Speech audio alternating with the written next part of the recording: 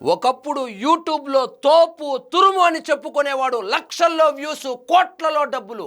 కానీ ఇప్పుడు 1,00,000 వ్యూస్ కోసం తహతహలాడిపోతున్నాడు. అతని పేరే నా అన్వేషణ. హిందువులతో పెట్టుకుంటే, హిందువుల మనసులు నొచ్చుకుంటే ఫలితం ఎలా ఉంటుందో ఇప్పుడు అర్థమైందా రాజా? మన సీతమ్మను అవమానించాడు, మన సంస్కృతి మీద విషం కక్కాడు, దెబ్బకు పత్తా లేకుండా పోయాడు. హిందువులను అవమానిస్తే, అహంకారం నెత్తికెక్కితే పతనం ఇలాగే ఉంటుంది. చరిత్ర కూడా ఇదే చెబుతుంది. హిందుస్థాన్లో హిందువులు అన్ని విషయాల్లో ఏకమవ్వరు. ఒకవేళ ఏకమైతే సనాతన ధర్మాన్ని ఎవడైనా గేలి చేయగలడా?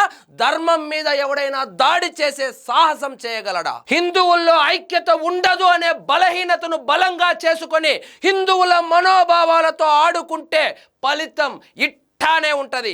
జగన్మోహన్ రెడ్డి గారు గుర్తు పెట్టుకోండి, మీకు కూడా లడ్డూ దెబ్బ చాలా గట్టిగా తగలబోతుంది.